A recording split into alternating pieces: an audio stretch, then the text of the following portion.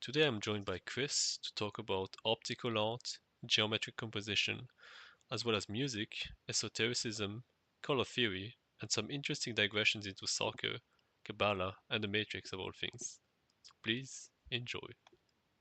Today I'm joined by Chris, who has made those really nifty, geometric, cool looking shapes you can see right now. And I think the first piece I saw from yours was, if you can see my screen, like the snake and the eagle. That's really nifty one. Uh, and so if I had a first question for you, it would be if you could just, broadly speaking, talk about like how you got involved with art, like how old were you when you started, what your inspirations were, and so yeah, just Absolutely. So my journey with art has been, I think, a little bit unusual. I used to draw frequently as a kid, not to any huge degree of quality or anything, just like most kids do, doodling and, drawing cartoon characters they like, or, little scenes of a sunny day and things like that. And, I continued with it a bit on and off in high school. And then after around like age 20, 21, when I became busy with college and then looking for a job and everything like that, it just sort of was something that I dropped, even though like I still loved art and I loved thinking about art, and I would frequently go to art museums whenever I was traveling, or close to me there's one in Philadelphia which I go to frequently. Um, and so, it took about 20 years actually until I was 41 or 40 rather. Um, and I just decided to start making art again because I had become inspired by some pieces that I saw at a local art museum. that's quite the gap, yeah. How would you describe that gap? Because I think that happens to so many artists, they have like this initial just love, like there's not really any shape to it. It's just you just feel like picking up a pencil and giving forms to your imagination. Then something happens. I guess life gets in the way. But I don't know how you would describe it. Like, how does this like stop of art work? Like, what Yeah, happens? it's unusual, isn't it? Because I don't really think there was anything that made me stop it other than I had other priorities and I had to build an adult life and, find a career, and I found a lovely wife and, made a home together. But when you're going through all those things in young adulthood, I don't think you really remember how much joy you used to be able to get just from making a beautiful image when you were a kid. Yeah, it's like the analogy of like falling asleep. Right? Like you know it happened at some point, but you're not conscious of falling asleep. If that makes sense. Right? Like it's really funny. Yeah, that's a good analogy of it. I agree with you. Um, so what actually brought me back to it was about 2 years ago on an art museum trip to a local art museum, the Delaware Museum of Art. I saw some pieces by Edna Andrade, and she's a woman who was associated with the op art movement. And so I became very fascinated by op art in general, which was a movement from roughly like the mid 20th century. I think it had a lot of influence from like the Bauhaus School of Design, and like I guess maybe some other things coming out of European art. Um, and those folks generally did a lot of geometric and simple work based on very reliably drawn shapes and augmented with complementary colors. And I kind of just fell in love with it and decided I had to give it a shot. What does op art stand for? The just the Op art title. stands for optical art. So many of I believe the reason that it's called that is because many of the pieces, such as the black and white one that you can see on the screen here by Edna Andrade, um, many of the pieces can have a sort of an optical illusion to them. Like I find myself losing the focus of my eye as I follow those lines. So I think that's the term why the term optical was used. That's really cool. Uh, is Escher part of it, or is he completely like different, just independently did his own thing? Who? Escher, Escher? MC Escher, yeah. Like, Oh yeah, so I really liked his art when I was younger. I always thought, I think I actually had a book of it, and I used to find it very interesting. I don't know exactly which movement he was associated with. I'm probably not the art scholar that some folks who may end up listening to this may be, but I do find his drawings very sort of like you start to look into the details and you almost lose the idea of what you're thinking about because it's so intricate. You know what I mean? yeah. I think when I look at Escher, I get like the sort of like very regular tiling. That's that really beautiful thing. Whereas this is more Hmm. like really more like optical illusion, like sense of losing your sight or whatever. It's Yeah. There's a book by there's a book that Escher did the cover. I don't know if he did the art for it, but a Borges book called The Aleph, and Escher's art is on the cover, and it's a really cool example of that. If anybody that's listening to this wants to see it, just Google The Aleph, and you'll probably see the image. But yeah, Escher, I could see how you would associate that with this sort of art as well. I do find similarities. I think it's just the basic appeal of like tiling, what that seems similar to me, but oh look at it, it's quite different as well. Like Escher was really a freak about tiling, whereas this is more like depth and movement. Like Yeah, let me just see some like of your that one pieces to there. That I compare. think that one that you're near that looks like it's bending a hallway to Yeah, the yeah, yeah, right almost. yeah, yeah. Yeah, I think that's a great example of op art with the term optical being used to represent optical illusions because there are often ways that the eye can be made to move differently based on how the lines are drawn or something like that. Oh my god, I just looked at it and like like the orange strips are like more colored. Like it really looks like it's in movement actually. Like it really Yeah, it's rippling almost like it yeah. looks almost like a curtain in the breeze if you stare at it too long. That's very trippy. It's really neat. Yeah, that's one of the reasons why when I started seeing op art on that one museum trip, I was like, this is incredibly technical and intricate, but I had a feeling that if I really put some effort into it, I could probably do something if not to the same degree of quality as these, fantastic artists who made a career off it, at least to a high degree of fidelity for a hobby artist, which is why I decided to give it a shot. Do you know how they're made? Like in general? Like because obviously it's before computers and all that, so they had to have Yeah. So one thing that I realized is that a lot of the op artists, they were working on a scale of that's bigger than mine. I'm typically working like somewhere between like 15 to 25, maybe 30 centimeters. And many of these works that I've seen in person are as big as like 2 foot square or 3 foot by 2 foot. So I think at that size, you can, using either acrylic or oil paint or whatever materials, you can get it straight enough that you're able to give these, to create these types of images. So I think most of their works were. That's one from somebody that I've met on Twitter, yeah, PixelSymphony. yeah. He's been a big inspiration to me. A really great artist, both digital and physical. But yeah, I think on the op art stuff, a lot of it is painting, whereas mine is typically drawing and done with pen and typically colored pencil. It's really cool. So to come back on your first piece I remember from, obviously we get like the sense of depth. Is there what's your relationship with like the symbolism of the Ouroboros? That's obviously your profile picture. What's your general relationship with all of this, esoteric stuff? So this well, the image of the Ouroboros, which obviously is a snake eating its tail, I believe it's thousands of years old. I mean, its history goes back to ancient Greece. It's been seen in some stuff in ancient Egypt, and probably even farther back than that. It's an image that has sort of captured people's imagination across cultures and across time and eras. For me, I find it just really fascinating to think about all the different things it could represent because I like to read a lot, and so symbolism and finding a way to imbue an image with different meanings and different symbolism is super interesting to me. So for me, mainly the Ouroboros is about how things are constantly changing, but it's never really over. It's not going to be the same as it was, but it's also not going to end. Yeah. Are you into esotericism or anything specific Um, about it? in, in some ways, I mean, what would you like? Are you talking about like Rosicrucianism or like different like alchemic like Yeah, people who did yeah, usually that type of dabbled in stuff. alchemy or Yeah, yeah, yeah, I love to read that kind of stuff.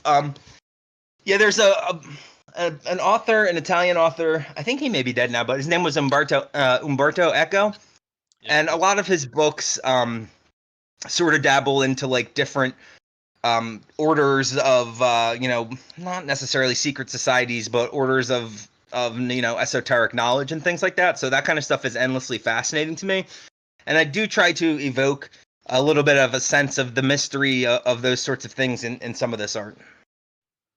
that's really cool. Have you read Have you ever read anything by Eco? Just out of curiosity. I wish I did. So many authors I know of, but I only know like the surface Yeah, of it I'll send because you a recommendation on Twitter, just if you ever get around to it. Because if you find this sort of thing interesting, there's a book by him that you may really love. So I'll send you the rec. is it like the pendulum something like Foucault's Oh yeah, pendulum? exactly. Yeah, Foucault's pendulum. I I heard it was kind of like a, if I understand correctly, sort of like a satirical take on that, on like all of the like esoteric meaning searching type of stuff. Am I correct, or is it just wrong interpretation? There is definitely a little bit of a side eye added, and how it can drive one who's trying to learn, you know, learn this knowledge and like binge it, and how it can really like drive them mad and take them to a place that they didn't expect. But I wouldn't want to spoil it. But yeah, you could say that there's an angle like that to it for sure. Very cool. Uh, Yeah. what do you use for your colors? But they have this really cool texture to it. As someone who's kind of been working more digitally, I wish I had more of that. But there's this really cool texture, in those whenever you add color. Like, what do you use? Oh, thank you. So, majority of my work is colored with Prismacolor colored pencils. Um, so I guess there's some ways to get a little lighter, grainier texture, but I sort of prefer that bold texture that has like a little bit of like a flatness, but with some grain in it. I don't know if that's a good description of the texture, but I appreciate the compliment. And yeah, it's mostly Prismacolor pencil that I do it with. Yeah, I really like it. I think as someone who has kind of like been moving more digitally, I just there's kind of like this craving of more. I don't know, like I kind of like the messy aspect of physical. Like sometimes it can look a bit wonky to some people. Like you see like those bit of lines and all, but I think it kind of adds to the charm of it, especially in our times. I Yeah, think. I agree with you. I've started dabbling with making art in a digital format as well, and I still don't think that my art in digital is as nice or as satisfying to make as it is with physical materials. Yes, to me there's just a kind of like a charm of like. I mean, I really liked you had an image where like you had tons of art around your room. That's I really like that aspect of physical as well, like the sense of like filling a room with an aesthetic. Yeah, And absolutely. So in one of our spare bedrooms, I just have two walls that I've completely covered with mostly sketches, not even like the work that I'm the proudest of, but in many cases, just a ton of sketches on the wall. So it looks like you know when you see that meme of like the crazy guy with all the stuff on the wall yeah, like yeah, set together by string. It reminds me of my art version of that. So that image there, that one with the triangles, those equilateral triangles broken into three pieces is something that I try to incorporate into a lot of my art. I don't know what it is about it, but I'm just fascinated by the way that you can, shade one of these triangles with three different shades of the same, primary or secondary color, and give it the sense that the light is striking it from a certain yeah. angle. You know what I mean? So, do you have any formal training in art, or have you just been like me, where you just decided that it felt good to make it and you wanted to give it a go? I'm exactly like you. I'm just someone who just. I think it's interesting, right? Like I think a lot of the way art starts is usually a sort of copying, not in a bad way, right? Like it's just like as humans, we're just kind of good at copying stuff and getting inspired by it, then giving it Yeah, our own spin. And absolutely. I think for me it's kind of like this very like classic journey of like growing up, and you just grow up on like cartoons or anime, and then you kind of like the general style of it, and you kind of want to copy it, and then that's how you get started into it.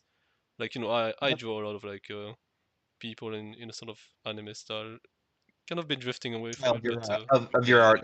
I've looked at several of your pieces on Twitter. I like the drawing style that you use for people. yeah. Have you never felt compelled to draw people, or do you just want to, for now, just stay with what you love? Not Yeah, really. that's an interesting question. I don't think I am very good at drawing people. Yeah, It's not that I don't relate to people or consider myself like a people person. It's just that when I think of creating images, I think of lines and colors. Really, I just think of I. That's just how my artistic expression, wants to come out. yeah, for sure. It's also one of those things where like it's a very steep learning curve, like Oh, yeah. it's there are many reasons why, but I definitely get that just some people are just not interested in it. Like I'm just, for example, I'm not interested in drawing buildings, drawing, like vehicles or whatever. Some people are really interested in that. I just don't care. I think art is big enough that it's whatever. Like it's not like you're forced to do anything specifically. Well, yeah, that's one of the really great things about, how many different styles of art there are that can become popular today. I mean, like you said, you can draw an anime styled comic art. You could draw art like this. You can, I'd love to get into pen plotting as well, but I need to learn how to code to do that, which is a little bit of a chore to do in my free time. Yeah. What what would you plan on using on for pen plotting? So for the people who don't know, I think from what I can tell, it's basically like using a machine essentially to like draw things you would code out to draw. Like it can be like mathematical shapes, or it can be like the sort of stuff you draw. Yeah. Uh, Yeah, so that's a good description. So essentially, a pen plotting machine is almost like an artificial hand that holds the pen incredibly steadily, and so it can make lines at a degree of like consistency and fidelity that can be difficult to do with hand. yeah, So and I think I would use it to get even more intricate and draw even more lines closer together, so that the margin of error of my hand moving wouldn't ruin a whole piece. Whereas in pen plotting, the machine would take care of it. yeah. Let me see. Is this, for example, the one with all the circles? Is this what you drew by hand, for example? Let me Draw see. this by hand. Well, I used the stencil, so I should be honest and clear that when I say I drew something by hand, I do use a ruler and sometimes a stencil. This I drew by hand with a ruler and one circle stencil. Yeah, that makes sense to me. Still looks really regular to me. I can hardly spot Thank you. anything. That's a great compliment. I appreciate that. I was trying to like when I made this, I was even keeping my hand instead. You know how when you write with a pen, you may have a natural lean to the way that you hold the pen. Yeah, I yeah. was trying to hold the pen directly up and down perpendicular, to ensure that there was a regularity to every stroke of the pen. Oh yeah, it's all those quirks of physical stuff. I don't think I've ever had to do that Yeah, recently, but it I took think a I'll have to long learn. time. But this is one of the ones I'm most proud of. I think it's a good example of an op art style. There's a little bit of optical illusion to it. Your eye can get pulled in some strange directions by looking at it. Yeah, I think there's also the basic aspect of like you can see that it's like two grids of circles, right? Like you have like one one grid of like circles arranged in a square fashion, and another one laid on top, like to create like the quarter illusion. But at the same time, Yep. you kind of get the sense like there are the stars that pop up, and it's kind of trippy to like switch between the two views, if that makes sense. Yeah, if you stare, do you recall when there was a style of art that was popular? There were these books called Magic Eye, and like you couldn't see Yeah, the image until you let your eyes unfocus. yeah, There's some kind of similar effect that happens with this because when my eyes are focused, I see the diamonds you're referring to, where four circles have made a diamond. But then when my eyes lose focus, sometimes I just see like a ripple of circles. yeah. Or like you see like the diagonal lines, if that makes sense. Like how to say. It's like instead of seeing the diamond, you see the negative shape of the diamond, like the Yes. four Yeah, that's a corners. good point. This is another so you see how this has the equilateral triangles on the sides as well. Those equilateral triangles and also this circle pattern in the center, these are design elements that I've been returning to and incorporating and trying to sort of remix in different ways and combine in new and strange ways. Yeah, I really like some of your compositions. I think they're quite good at guiding the viewers. For example, this one, I really like this one. The sense of like 3D, but also impossible perspective. If you've ever heard of that, like Yeah. Escher does that a Yeah, like lot. a forced like a almost like Escher, like you were saying before, like shapes that can't really exist actually. Yeah, so what I was attempting to do here was I bought a book with of graph paper, and it was what's it? Isometric graph paper. So essentially, it's got like 30 or yeah, about 30-degree angle lines creating triangles. But the graph paper that I bought had too tight of lines. I think there was one to the top right that as an example of the graph paper I was using. But I like to sometimes draw my own isometric graph paper. And what you see here is pencil strokes where I've sort of created a graphing grid on which to hang these. I don't even know what you'd call them. They're almost like elevators filled with circles. I don't know what I was inspired by here. I think I just wanted to make something strange.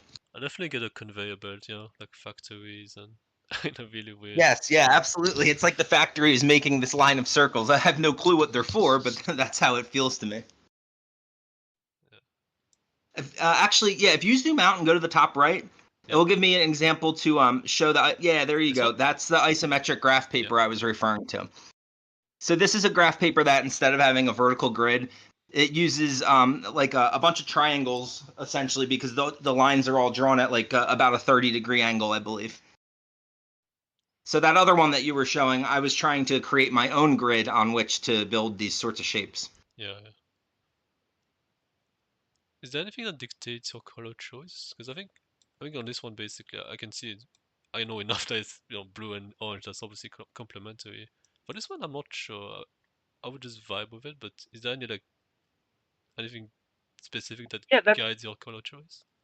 that's a good question. So sometimes I try to ahead of time decide on a palette that I want to use and go with that palette. And I often find like blue and orange, obviously super complementary colors. I like to use them together.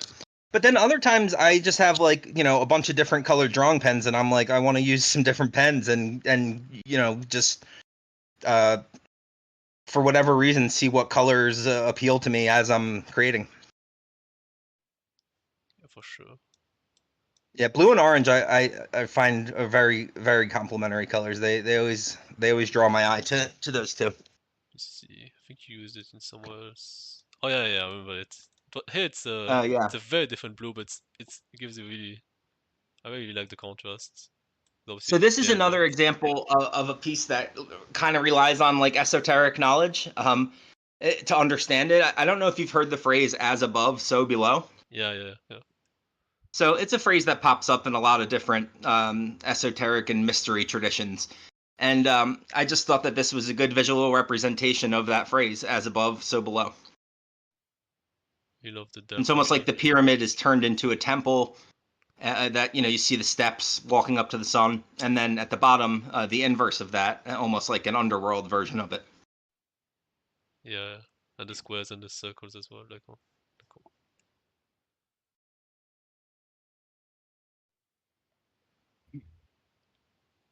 Really curious. This piece I actually framed. I think maybe my favorite one that I made so far. I really like the depth as well. It's really nice. Did you make this one digitally, by the way? This I don't know if you can see the. Yes, this is a digital piece, Yeah. and it actually kind of relies on that isometric graph paper type of feel I was mentioning before, because you can see that the structure beneath is drawn at a similar angle to that isometric stuff.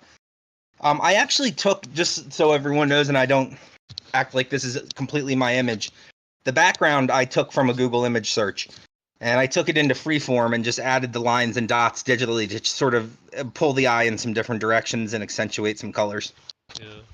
You know what this reminds me of? It's like the tree of life, like the Kabbalah. Oh wow, I hadn't even thought of that. It It's really like does look like the Kabbalistic tree of yeah, life. it's like if you focus on like a few edges, like obviously it's the usual Kabbalah is not like completely connected on all sides, right? It's just some of the connections are missing. But like if people know, people have ever seen it, I can get the sense of like if you like look at like 10 nodes to form a 3 lanes, it kind of creates the same impression of like you get all these circles which are connected to one another, and then you have like a specific path within those circles, which is like part of the tree of life That's as a well. really good point. I can absolutely see what you mean. And that's actually a shape that I find really interesting. And one time I sent a tweet where I'm a fan of European football. So sometimes I'll look at soccer formations and they'll show that they can, in some Yeah, ways, certain formations look almost like the tree of life. It's kind of interesting.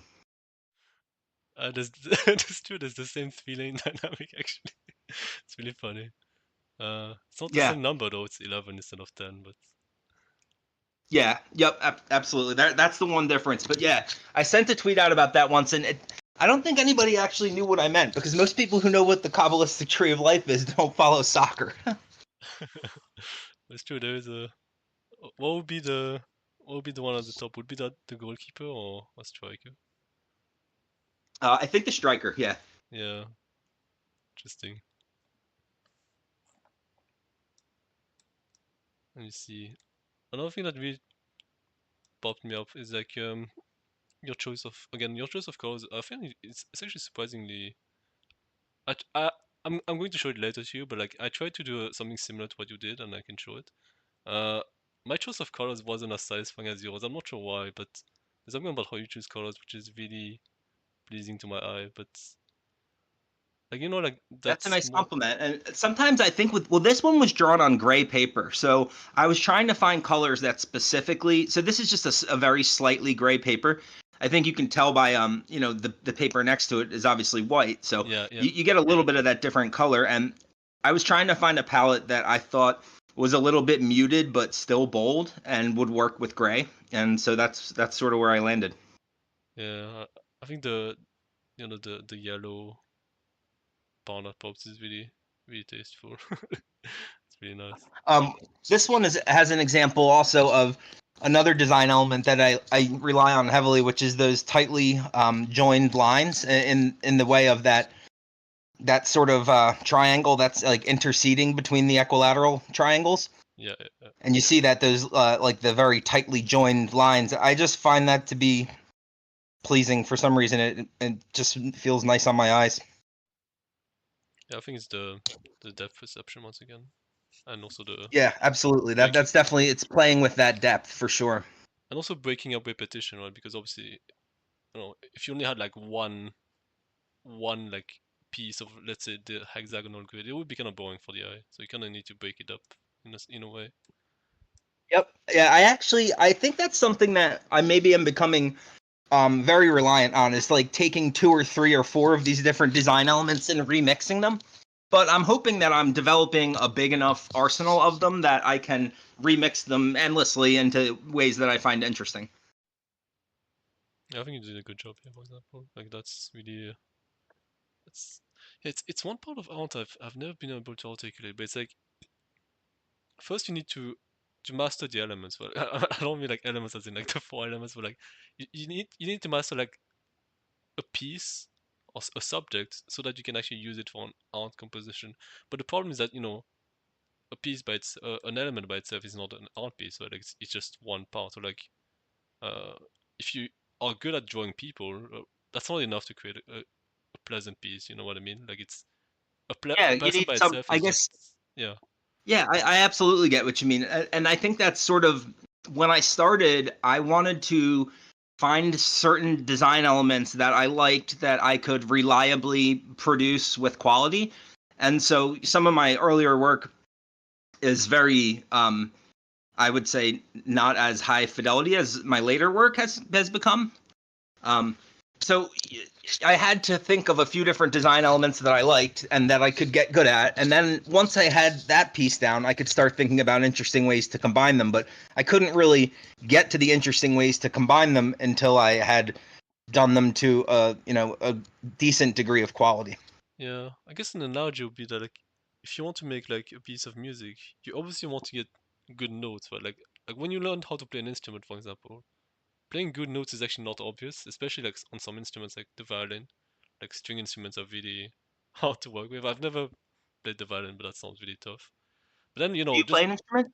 I used to as a kid, but long So long did ago. I. I played trumpet and then baritone. I was in a concert band, but Yeah, yeah. uh, yeah. So like the fundamentals are that you learn how to play the notes. Obviously, if you don't know if you can't make each note sound good, then the rest will never sound good. But obviously, music is more than just notes. So it's a lot more complex than that, and there's this like entire compositional aspect throughout a piece. And I think that I guess in a way you could say as an analogy, like the elements are like the notes, but that doesn't mean the music will be good, right? Like if that makes sense. Really, that's a beautiful analogy. Honestly, that really sums up, I guess, the way I was thinking about it. I had to learn a lot of notes so that I could figure out a way to compose them in a way that was pleasing. Yeah. But the thing about drawing is that obviously it's not as linear as like a frequency. Or a note is just a. I guess I don't really know enough about music to say for sure, but like Vibrational frequency yeah, yeah, of the air but creating a sound. yeah, exactly. But obviously the pieces in a drawing composition are more complex. They're just far different, and different people can have very different choices. Right? So it's a lot more divergent. Yeah, I think it's a good analogy. I think it stands up and it makes a lot of sense. One thing that I like about this piece that you're showing here is that the area of cubes is actually that came from a hexagonal stencil that once you draw a hexagon, if you do it properly, you can draw 3 lines in it to turn it into a cube. Yeah, yeah. It's really funny illusion when you can see the hexagons versus when you can see the depth of the cubes. Yeah, and sometimes if my eye loses focus, I almost see it as just a series of diamonds interspersed. Yeah, yeah, it's really funny.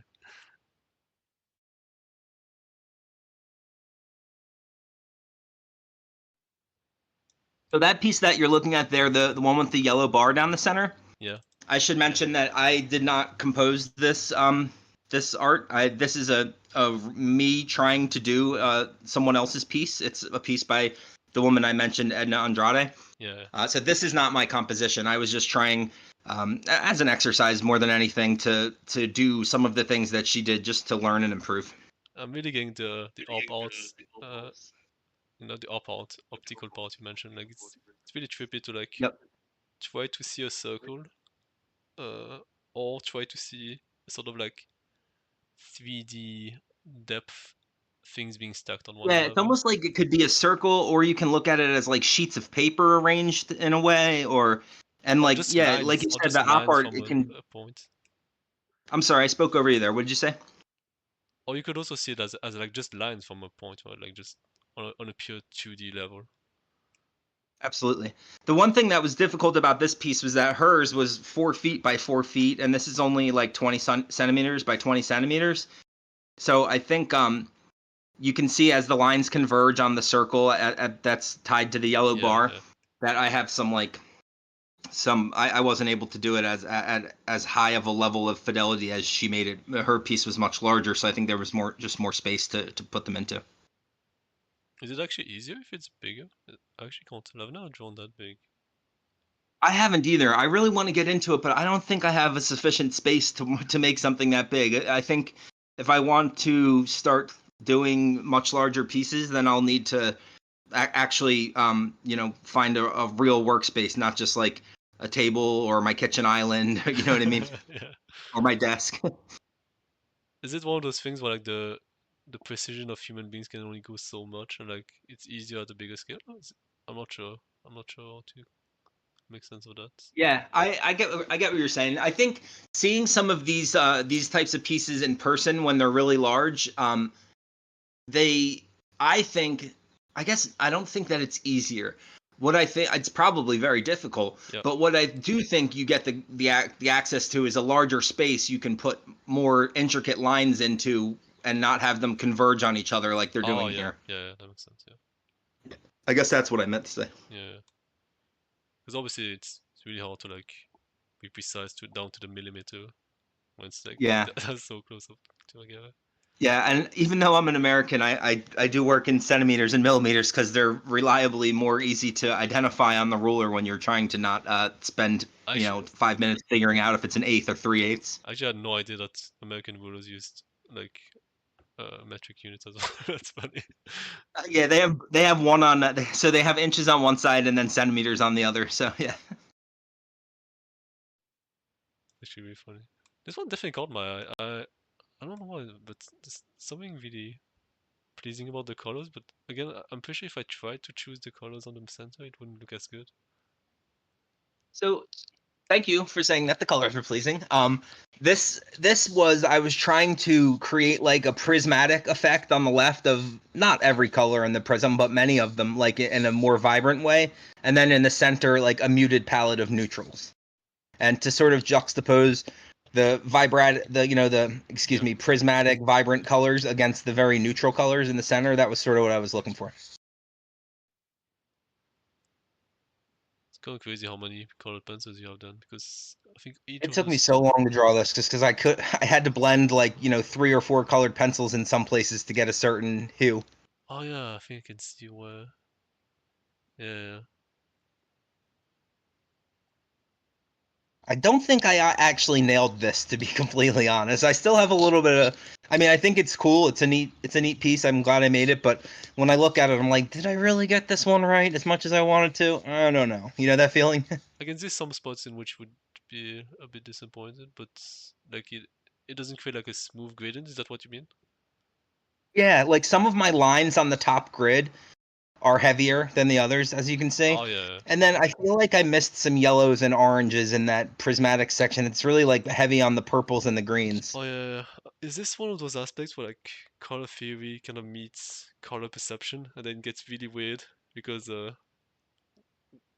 like I've never been able to word it very precisely, but like like when we when you conceptualize colors into like a 3D space, like whatever space you use, like let's say like hue, saturation, value, or whatever, uh, there's always a problem that it doesn't match exactly with like human color perception, which is to say that like Yeah, I think I know what you mean.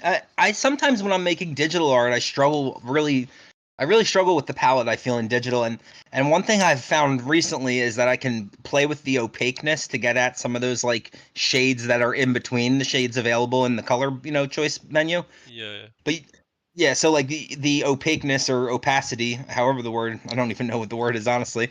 But yeah, if I tinker with that, I can sometimes find those like intersectional hues in the middle.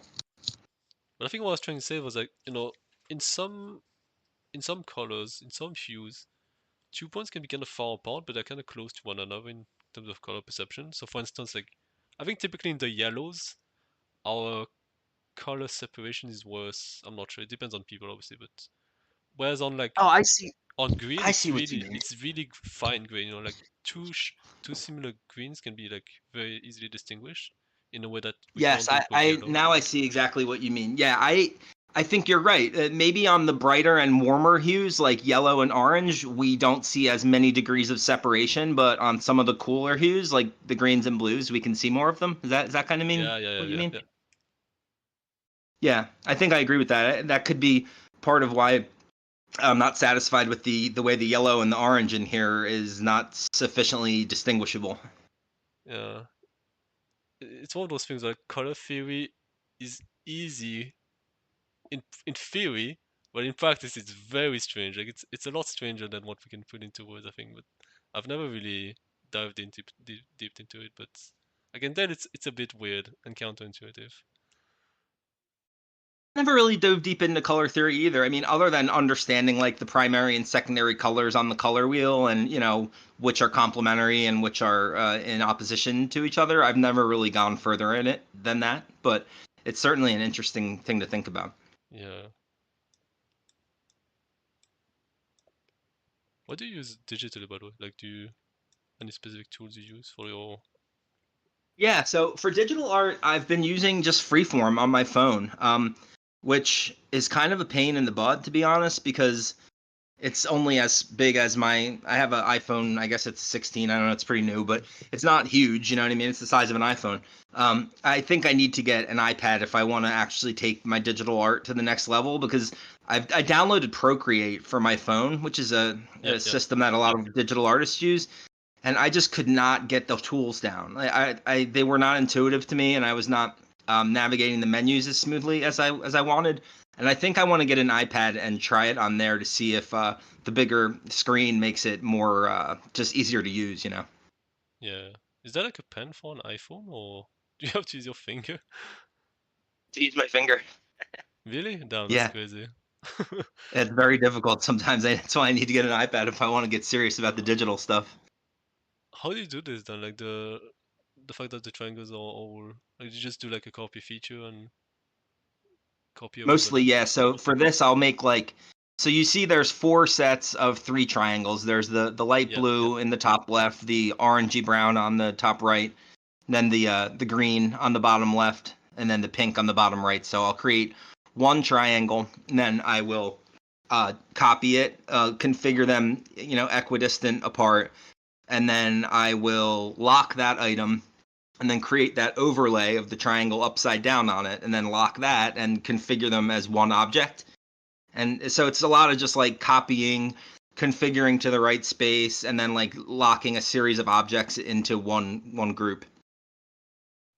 That's really funny. It sounds really painful to do it without a pen.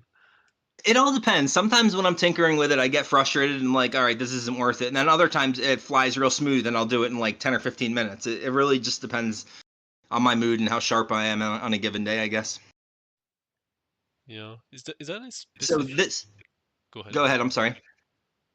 I was going to say this piece that you're showing here with the blue and orange, that's the first piece that I made when I started making art again back in June. Hmm. So June of 24 is when I picked all this up and started. And this was the first piece I made. Yeah, interesting. I would expect you would try to like do something similar to like the Op Art movement, but you kind of did your own twist, I guess, on just shapes and.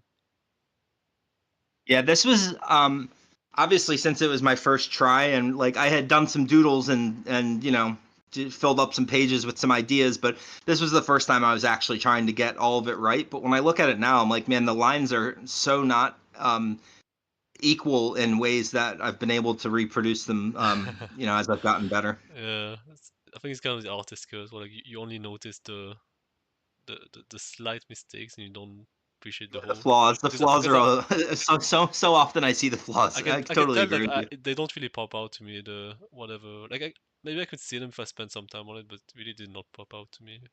It's usually just the composition that starts, affecting your how you view something. Yeah, that makes sense. The one to the right here, so this is actually one that was inspired by Carl Jung's idea of anima integration. Again, I'm getting into some Oh, really? uh I would have never yeah. guessed, honestly. So that's why I used the pink and purple circles to represent the anima, and on the upside down part they're not integrated. And then in the bottom right, on the right side up part, they are integrated. And Yeah. that was sort of my idea about I like to read a lot of different things, as I mentioned, and Carl Jung is one of the people I typically read fiction, but when I'm reading nonfiction, it tends to be philosophy or pop psychology kind of things. Not necessarily pop psychology, even like typically a lot of Jung. And this just came from my idea of thinking about anima integration. Yeah. What draws you to Jung's work? I just think that he was a very brilliant person, and he created a framework to understand things that are not necessarily explainable, with the idea of synchronicity. Yeah. He created a way to conceptualize your own psyche in different parts that I find to be effective to think about. And then also, he was just kind of a strange guy who was into esoteric knowledge and secret wisdom traditions while also being a very, professional psychotherapist and psychologist. So I Yeah. just think he's a really fascinating figure. Yeah, I think for many people he's just straight up an occultist, but like he's maybe his profession was a psychologist, but he really was more an occultist, but he just wasn't really acceptable to be presented as such. So, you gotta. Yeah, it's interesting because so many of his ideas that have stuck around, like shadow, anima, synchronicity, that people still talk about today. I mean, in the area of Twitter that you and I have met each other on, people talk about these ideas a lot. And I think the reason that those ideas stuck around is because they are pretty unusual for a professional to be having ideas that unusual. At least I think so. Yeah, I think I've heard him described as like an occultist who figured out how to become invisible, and so he kind of disguised himself as like a professional psychologist. But That's pretty cool. I yeah. like that. Is this more digital work? I think I can tell that. Well, it's definitely not. Definitely different Yeah, from the this is photos. digital as well. So the image in the background, actually, I think I mentioned him before, but PixelSymphony is a really great artist on Twitter. If you're interested in art and you're on Twitter, look up PixelSymphony. Yeah. He's always tweeting out both his awesome his own work and then many other figures really good work. And he tweeted out that background there, and I just changed the background and made it like darker and edited it in the Photos app, and then I pulled it into Freeform and did some digital stuff over it. The background is just straight lines, right? Because it kind of looks curved actually. Maybe it's because of like sort of illusion with the foreground. Yeah, it was sort of like, I think when he tweeted it out, it was actually like a blue and like a tan. But I edited it in the Photos app and just took it to like a very neutral space and then sort of like darkened the corners with one of those I forget which feature it is, but when you're scrolling through the menu choices of how you can adjust the photos brilliance and tint and all that. So I just was tinkering with that, and then when I was done and satisfied with it, I pulled it into Freeform and created the shapes over it using that process of just repeating and copying that I mentioned before. Yeah. On the second one, I can see your iconic triangles. Oh yeah, I love the triangles. Yeah, I don't know what it is about this specific design element of these equilateral triangles broken into three, but I always return to them. I just think they're really cool. And then there's the big dodecahedron. I also like dodecahedrons. Although I don't really typically draw those physically because those angles are all a little. If you miss one, it really looks out of shape. Yeah, the perspective is really hard to get as well. Like it's Yep, drawing a definitely. pentagon is already kind of hard, but like in perspective, it's really hard. Oh, absolutely. Like those ones to the edge of the dodecahedron. Like I don't think I could create those physically, or with physical pen and do them in the same exact angle. And I think it wouldn't be high enough quality that it would be worth tinkering with. Yeah. Was there any like specific inspiration for this one? It feels like it's. I'm not sure how to describe it. Honestly, the only inspiration for this was I just wanted to combine a bunch of different greens and blues and splash in a little purple and sort of just kind of have some fun and play with Yeah, colors. I don't know why, but I kind of thought of the Matrix immediately. Like, I don't know if you know the sort of like the Matrix is kind of like neo-platonic kind of undertones, or sometimes it's not very Oh yeah, yeah. because I mean the main That's character is literally interesting. called Neo, right? So like Neo-Platon, Yeah, and like he's the one, right? Like the one is a big part of like Platonism, and then she yeah, yeah. he's That's actually that was not in my mind when I made this, but it's a very interesting reading and also the Matrix is a pretty interesting thing to think about. There's a lot of that kind of stuff tucked in there. yeah. I mean, I think I watched the movie in French, kind of. I didn't really watch it to the end, so it didn't jump me as like obvious. But like the woman's name is like Trinity. It was like Neo is the one, and she's Trinity. Like it's kind of funny. It's almost on the nose, like how Yeah, much. and also, I mean, the word matrix. I think the root word for it means mother in Latin. Like the Yeah, matrix is like pretty sure is it's the same the root. Yeah. substrate in which we reside. You know what I mean? So there's a lot of little secrets like that tucked into the names and the things they use. Yeah, but I mentioned the Matrix because like let me think. What was the connection in my mind? It was like uh it kind of gives me the sense of like a word but like projected down, like instead of being a sphere it was kind of like projected down into lower dimensions.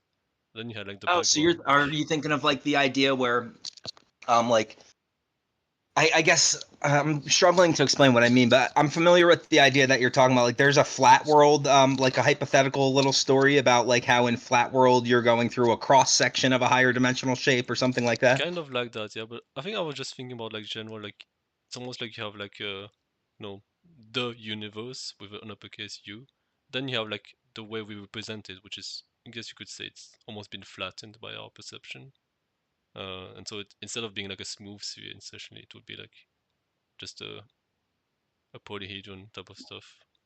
I'm not sure why I Yeah, thought of that that's an though. interesting way to think about it. I read the Three Body Problem series, which they turned into a Netflix show that I was not too impressed with the show, but the book itself, the books themselves, the three of them, they're quite large books and they take a while to get through them if you're interested. But um, they had a really good representation of how it could feel for a human to go into a higher dimensional space, and it was just like a super interesting part of the book.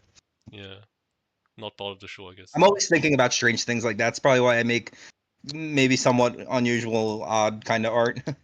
Yeah, let me look at the general stuff you go for. I don't have a good, interesting. For this one, You really did a good job of collecting a lot of my best yeah, stuff here. I think Thank you. you It's really neat to see it curated. you have um you have a good. I'm not sure if it's crypto related, but at least it was just a platform where you put all of stuff there. That was very convenient for me to just see. And also Nice. you put a thread down where you put your favorite stuff, so that was really Yeah. convenient. Yeah, I'm really happy I did that, actually. It resulted in me getting my first commission to get paid to make art. No- does it appear here or is it private? It doesn't. I wasn't sure if I should use the image of it since I Oh yeah, did it for was it another. the Substack piece that you talked about? Yes, it was. Yeah, Yeah, absolutely. The blog for Rodrigo on Substack, and it was so cool of him to reach out to me and shows appreciation and give me a chance to say that even if I never make another dollar, I can say I made a few bucks making art. Yeah, it's always cool to be requested. Yeah, absolutely. It feels nice. Have you? I assume you know about. I'm not sure. Is it Kandinsky, like the very abstract artist who played with like shapes and like Yes, I'm familiar with him. yeah. I don't know his work super in depth, but I've seen and looked at some of it. Yeah. I definitely get. I definitely got reminded of him when I looked at this one on the left with it's like the squares and the circles being broken down. It's very interesting. Yeah. Yeah, that's a good point. I hadn't even thought of that, but it does sort of it does sort of favor his specific style. I was sort of looking here to like put the circle in the middle but not ever let it be completed and then create layers over and under it that gave it like a little bit of depth without having like those really tight technical lines that I use to get depth sometimes. I was trying to play with another way to feel depth. Yeah. That's one of those many principles.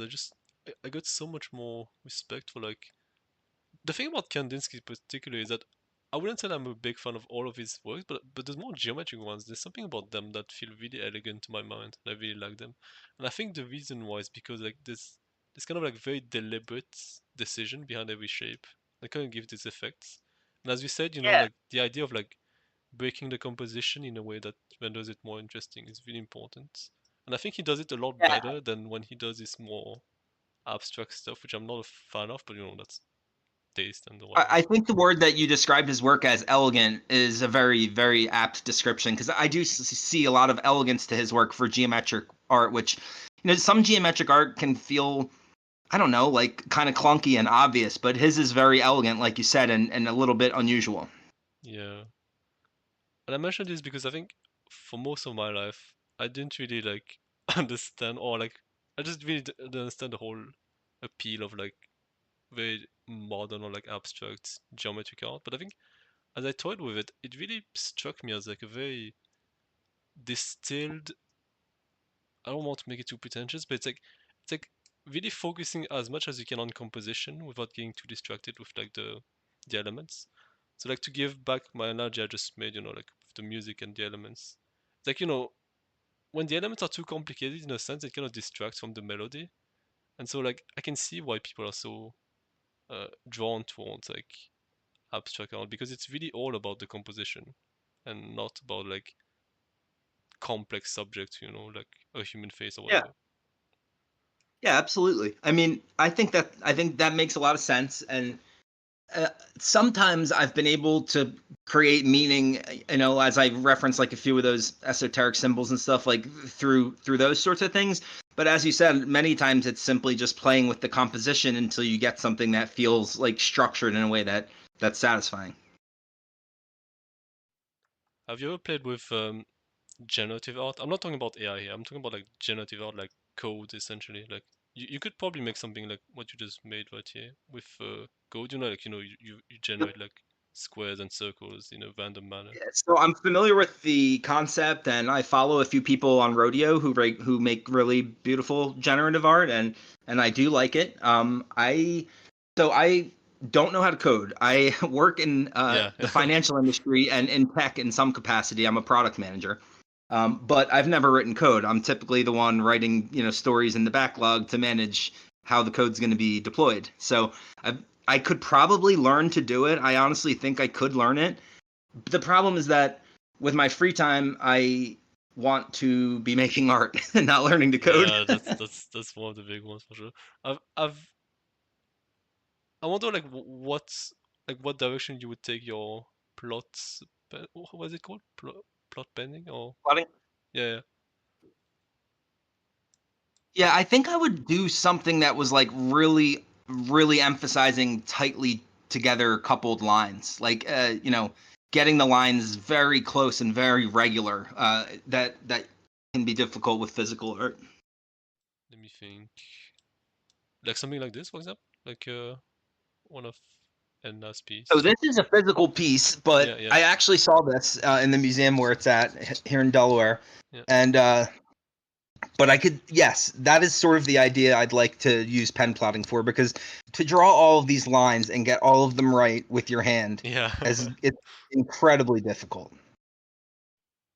I mean, because if you get 2 hours into drawing these lines and then you screw one up, you're back at square my one. god, that's such a nightmare situation, because it would stick out so much. It would be such. It would be the only thing you ever saw when you looked at it. There's kind of like it's kind of like a poetic aspect of like, once everything works together, you don't notice anything, but like if there's one mistake, it sticks out so much. Which, interestingly enough, That goes back to the harmony that you were talking about of like, yeah, the composition like being constructed well and executed it without errors that take you out of it. yeah. Interestingly enough, I wouldn't say it's the same with like drawing people, for instance. Like if I mess up one line, I can probably just work around so like it's not as like, even without erasing, right? Even if I couldn't erase, I could probably make it so like you'd probably not notice it if it was like a fairly like elaborate. Like if it was a line in their hair, you could work around Yeah, it, but if it exactly, was a exactly. line on their face, Yeah, maybe you'd yeah. need to start again. Of course, yeah, of course. It's kind of Yeah, I gotcha. Yeah, yeah. I know what you mean. Look at the other pieces. Some of them are really beautiful. I don't know if you comment on it because obviously they're not yours, but some of them are. I think this one is one of the ones you suggested to me, like the ton of another Edna. This reminds me of like sacred geometry. This is another Edna Andrade Yeah. piece, but this reminds me a lot of like those like you may see some like Moorish influence on like in southern Spain or like in some parts of the Muslim world where this sort of sacred geometry is used as like a decoration. You know what I mean? Yeah, yeah. Yeah. I've definitely seen those patterns there in a mosque. It's very, very beautiful. I was in Sevilla once and went through I forget what the name of it was. There's a huge Moorish structure there that we toured through, and it was like anointed or decorated with all of this sacred geometry everywhere, and it was such a cool experience. Yeah. This is another op art. Wait, oh my god. Very op art. Oh, Is this Bridget Riley? I think. let me look it. I think I wrote down the names. I can look it up. I think this is another of Edna Andrade's name. But I don't think How is it? I don't think you sent me this. I just chose it to myself. Yeah, this is really cool. I mean, it's each one is like I can't look at one of them for too long because I keep needing to move my eye to another one. Yeah, it's really funny the decision to make form of them, because it's like you see the other three in the background if you focus on one, and so it kind of messes up your peripheral vision. It's really trippy. Oh yeah, for sure. This would probably be really hard to make. I think to get all of these right. She's such a talent. She was such a talented woman. Yeah, it's kind of hard for me to think this was really made physically, because I really cannot see any mistake. Like, it's really crazy. Yeah, I don't know what techniques she used. I need to. I love her art so much, and I've seen some of it in person, and I've read about her online and stuff. But I need to learn more about her actual like what techniques she used, because I would like to copy them and use them on my own style. Yeah. I think I literally cannot unsee the 4 dots in the center. It's like I'm trying to like focus on something else, but like my eyes are just pulled towards Also something different. strange if you look at the diamond in the center created by the 4 circles, Yeah. like those negative spaces. Like if you look at that, you almost can unsee the circles a little. I get what you mean that my eye can't really stick to one spot. Yeah. Yeah, my eyes really can't stick to one spot. That's what it's really funny.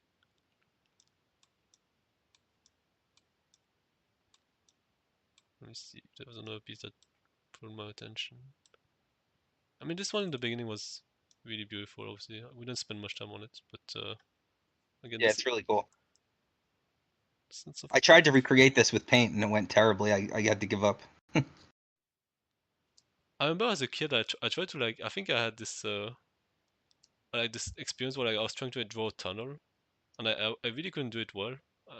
I really had no idea why I couldn't like draw a ton of like just drawing like those concentric circles in a sense that give the illusion of depth. Yeah. And I'm not too sure why sometimes it fails actually. I don't know if you have any insight in uh having ever tried it, but like it feels like geometry is kind of simple, where you just make like those concentric circles and it should give you the illusion of depth. But I don't know, as a kid I couldn't get it done. I'm not sure why. I don't remember at all. I don't remember. I often struggle to get it right too. I know what you mean. It's like you almost have to let it be drawn with the idea of relaxing your eye to let it feel the artificial depth or something. There's something tricky about it. Yeah. Probably once again I was not very precise, so one mistake and it showed. Yeah. Well, like I said, I tried to recreate that with paint on a small canvas, and I screwed it up instantly. And I was like, yeah, I don't think I'm ready for that yet. Yeah, so I've only made one recording so far, but I tried to sort of like get a feel firsthand on like how people do their stuff. So I tried, if it's not tried, I'm not saying it's a good piece, on making something similar to you. The composition is kind of trash though, so I don't know if I want to show it, but I'm just gonna show it, whatever. I'm just gonna take the blow to the I ego. mean, hey, we're all just trying stuff here. Oh, Yeah, that's not bad. yeah. That's really cool. I think See, I love this. I absolutely love it. You took different elements that I've been working with and combined them in a unique way. at the end, And you've got like some humanity added to it as well, like some sort of symbolic meaning of it being centered on the woman's face. It's really cool. yeah, at the end I was pleased with like the elements, but the problem is that the composition is so bare bones. Like there's so many empty spots, and I just couldn't be bothered to fix it because I was I just think you did a good job. I mean, this is digital, I presume? yeah, it's digital, it's digital. But I did draw. Let me see if I can zoom to see like the. I did draw each line like by hand actually, so like there's a bit of a mistake. But I wanted to. I prefer to do that than to just lazily like Yeah. pull up like a This is really good. I'm honestly impressed. If this was your first crack at making this style of art, then maybe you should pursue it because I think there's something here. Yeah. Again, I think the composition. I didn't think of it. It's like the worst thing on composition is like when you're like committing down to something which you know is kind of bad. Like do you decide to just Yeah. scrap it or like? Because Oh like gosh, I know. Sometimes I have to just throw things away and say, you know what, I'll try again tomorrow. because it's one of those things that you really cannot undo a bad composition. It's really like it's very hit or miss, But at the same time, I didn't want I to don't just. think I don't think this composition is bad, honestly. I sort of like the way that you have the three different elements like are similar Yeah, distance apart I and they think my converge, my problem is just a very simple thing, with to just adjust the sizes to like so like there's not so Mhm. much empty space. Uh, but yeah, I wish I just spent a bit more time on the sizing. But I think what I learned is like how much I can get away with bad lines and how much you can still like if I look really closely, like the lines are really Yeah. not. But, but then from I mean, far it so, looks so elegant. It's really funny. absolutely, yes. I find the same experience. Like sometimes I won't nail the angle of one of these cubes correctly, but if I get enough of them right, it overall works. Yeah, Like you don't need to nail every one of them for the feeling it's trying to evoke to be there. yeah, for sure. Very cool. I'm impressed. Thank you. So in general, what would you say is the? I don't know. I don't know. I guess it's a bit of a weird question, but like, do you have any general direction in terms of your art, or are you just going to keep exploring, as you've said, the diverse compositions you can make with Yeah, your? that's a good question. So I am going to continue working both physically and digitally. I think I want to get a little better at digital art and try it on an iPad using Procreate instead of just in Freeform where there's a limited a limited amount of options. Um, so yeah, that's one thing that I'm going to be prioritizing. But I think because I still enjoy physical art the most, I'm not ever going to stop tinkering with that. I mean, I'll probably just find new elements to try and combine in different ways and continue the little like sort of mashup style that I've been doing of combining different design elements. Yeah, it's really beautiful. My third aspect of physical, I wish I could do it, but I don't know anyone in real life who draws as well.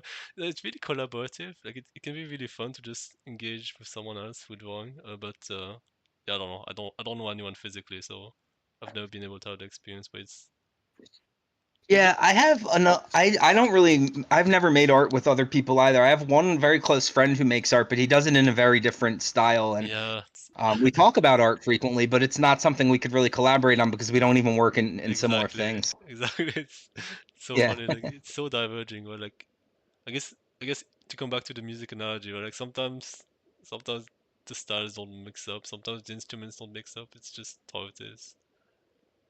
Yeah. And that friend I was referring to, I think we'll end up listening to this. So hi Brad, hi Brian, how you guys doing? It's really lovely.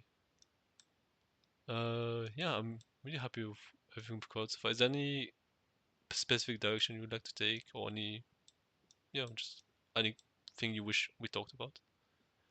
No, I think this has been a really good conversation. Do have I guess a question for you. You will be editing this, or will it just be our whole stream of conversation, or how do you do that? I try to edit as little as possible because I don't want to like filter unless something really technical accident happens, or less, I just for my mindset with this is just to keep it very low key, just very genuine, earnest, just Yeah, simple like just conversation. a couple friends having a Yeah, yeah. conversation. Yeah. But sometimes if I feel like it's important to like add a visual to what someone is saying, then I'll add it.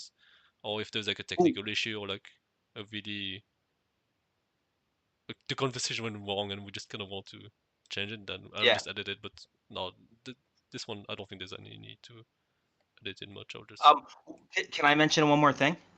go ahead, go ahead. So I've never attended Vibe Camp before, but I'm going to attend this summer.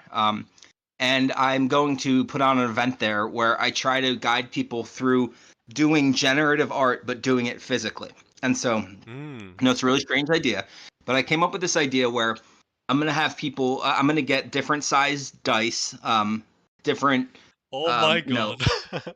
and so I'm gonna have people roll a dice, and if you roll a 6, so first we'll flip a coin for circle or square maybe, and then if how depending on how it lands, you draw a circle or a square. Then you're gonna roll a die, and that will be coordinated to color. And so it needs a lot of work. I'm gonna run a test run of it before Vibe Camp, but I'm really working on developing this idea because I think it would be really cool to lead a group of people who don't want to, who maybe haven't created art in a while, Yeah. just to show them that they still can. So it's collaborative, right? Like so it's several people on the same piece. Well, I hadn't even That's thought of that. I was that's thinking everybody having their own piece of paper, but if it was like a really huge paper yeah. that everyone was working on, that could be cool I too. guess I guess it depends. Yeah, it's a really funny idea. Yeah, I definitely it's Yeah, it's a strange idea. I don't know how well it's going to work, and it's going to take some more refinement and, running it at a lower scope with few people a few times. But it could be pretty neat. it's definitely one of the things I've been thinking about because like I didn't have no idea how I would like incite someone to like draw because there's obviously a huge fear around drawing. Right? Like we didn't get to that really much, but like it's it's a bit sad like to see how paralyzed some people can be with regards to drawing. Uh, like they kind of treat it like something that other people do, but they're not them. Right? Like it's a bit sad, but yeah, Do you mean like when people who admire art but don't try it? yeah, exactly. Yeah, there must be something of like, well, it took me years to get back to it, and I was admiring art the whole time. So I guess I do sympathize in some ways, but they just got to put themselves out there and give it a shot. You might end up being good at it, you know? Yeah, I think your idea is good though. Like it's very like deliberate and concrete because whenever you give someone like something too general, too much freedom, it's a bit too much. Like it's a bit too scary to get started. But what I like Yeah, about your idea is that it's very concrete. yeah, it'll be a little structured so that they won't have to make a ton of decisions. But once they get their hand moving, maybe they'll realize that it's something that they would like to do. Yeah, exactly. It's like the ball is rolling and then they just keep playing with it. Yeah, yeah, I want to secretly train them to start making their own art because I think a lot of people have talent that they're not even aware of, you know? Yeah. How has your journey been in terms of like sharing art? Like, have you seen? Like, how would you say it's been like just talking with people and on Twitter and all that? Yeah, I mean, people have been really it's been really refreshing honestly to see how many people online have given me, kind words and appreciated the things I post and have been interested to see more from me and I one of those things where I wasn't sure if I wanted to share a lot of it because I wasn't very good at first, and then it's one of those things in life where it's like the more you put yourself out there, the more that you can find connection, you know. Yeah, for And so sure. it's been nice. I definitely find that it's one of the better ways to use Twitter for sure. It's like not necessarily just drawing, but just being creative and connecting with other creative people. That's really, I Yeah, really I mean, like we would those never be things. having this conversation, Yeah, I guess, if I hadn't just started sharing my art on Twitter. And exactly. it's been fun chatting with you about art online and here, and it's cool to know people who are interested in being creative, you know. Yeah, and I think it's definitely one of the better like how to say people really love to complain about how social media it's so so awful for your attention span. It's so political. It's so outrageous. But I mean, I'm not trying to say there's no incentive structure and no dynamic that exists, but like at the same time, there's a lot of it that is about how you use it. Right? Like it's it's a Yeah, bit sad for absolutely. me to see people get essentially controlled by the platform instead of using the platform. Yeah, I could not agree with you more. And I think honestly, like the areas of Twitter where we've bumped into each other and met, a lot of people are using it in a way to connect, not to like Yeah, yeah, to destroy their attention span. They are seeking connection, and I think a lot are finding it. yeah. Well, thank you for this conversation. Any Thank you. concluding I've had a good remarks? time. This is really a cool experience. I want to say thank you for thinking of me and including me. It's been really neat. Yeah, I think to circle back on the idea, I think what I realized is that like a lot of cool stuff and opportunities in life, you can just kind of give it an attempt, and usually you find out it's not just possible and within reach. It's also like a lot more enjoyable than you might have thought. Like there's no like requirement for anyone to like host a quote unquote podcast, just a recorded call with someone else. You can literally just call that. You can literally just call someone and then talking on it. There's no like barrier of entry really. It's really low these days. It's really cool. Yeah. Yeah, it kind of goes back to the the more you put yourself out there and look for connection, occasionally you'll actually find it and find some enjoyable stuff, you know. So yeah, thanks a lot for this conversation, Chris. Thank you. I'm sure I'll talk to you on Twitter and let me know when you post it. I'll share it on socials and stuff. Yeah, thank you. All right. Thanks. Have a good day. Have a good day.